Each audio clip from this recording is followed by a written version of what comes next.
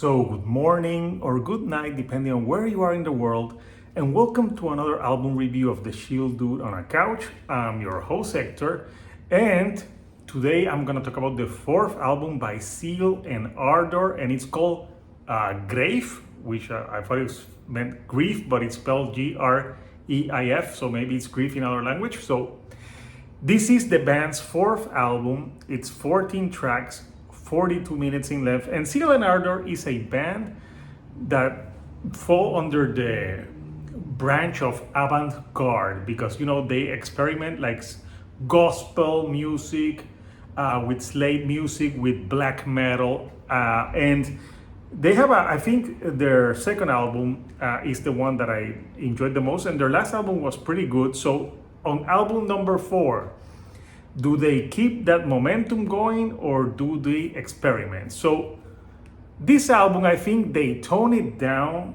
with this black metal elements and also the gospel sounds.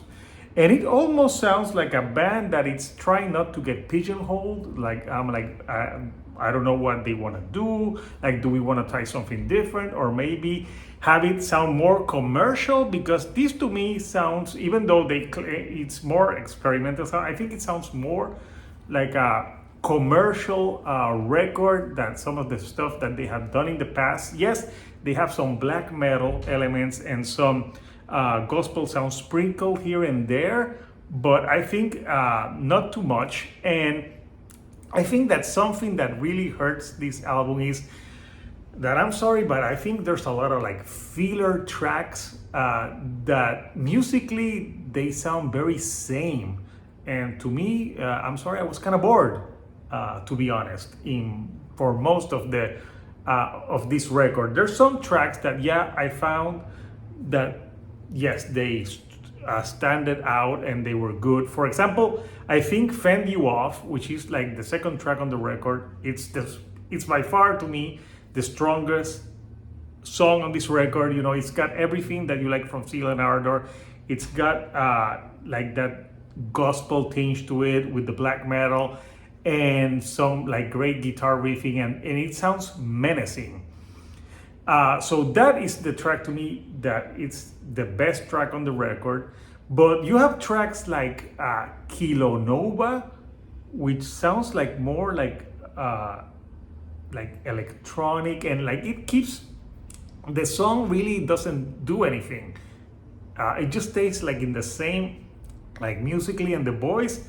And I'm like after Fend You Off, you have that track that is like it doesn't really do anything new. I don't know, it kind of drags for a song that stays so linear and doesn't have like different like changes in tone. Like, I'm like, what is the purpose of this song? I don't know, to kill the momentum? Because that's what it does. Then you have songs like Are You the Only One Now, that it starts off like, it sounds like a ballad and a lot of like commercial pop sensibilities to it, which is something that Zeal and Ardor has done a little bit in the past. But I think on this song, it's very like, it almost sounds like it could have been a Billie Eilish song at some point. And then it gets more aggressive at the end. So I thought it was okay. Go Home, My Friend is a track that it's really more in that gospel type of feel. And it's to me, it does what it does, but yeah, it's things that Zeal and Ardor have done in the past. So I think it's a track that it's decent, and I think they're letting know that they're still not abandoning that sound that they have worked on for the last few years. You got songs like Clawing Out, which felt like very like claustrophobic and like hard industrial, and like it kind of was interesting, but I felt that sometimes the song like musically also could have varied from some changes, because it stayed like very like same sounding throughout the whole track, and I thought that was a problem to me. Disease is a track that I think could have been a little bit better as well. Also, it's another track that it sounds very like the song doesn't do a whole lot of variation. just some tiny beat variations, and for that as well, I thought it's not a bad track, but it's also nothing new for me. 369 is almost an afterthought. Like it's like a 1 minute like interlude, and it ends before, like I'm like, oh, like it could have like do some blast beats and black metal at that point with the gospel. It would have been great because it was interesting but too short.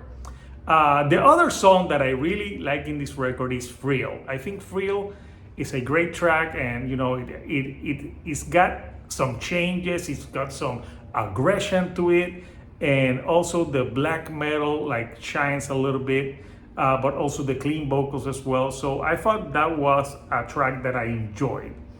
Then you got fillers like Une Bil Bide, which is basically like an instrumental electronic track that does nothing for me. Then it goes into a song like Sugar Coat that is more like electronic with some like different changes in the voice of Manuel. And again, kind of like I think they were trying to go for like maybe some like trip hop type of elements on that one, but I don't know. It just sounded too repetitive for me.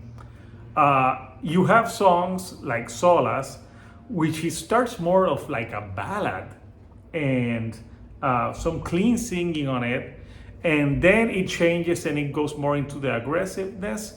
I thought this track was okay. It was a mix. It has some great parts to it, but also some parts that was like, it's okay. It's there.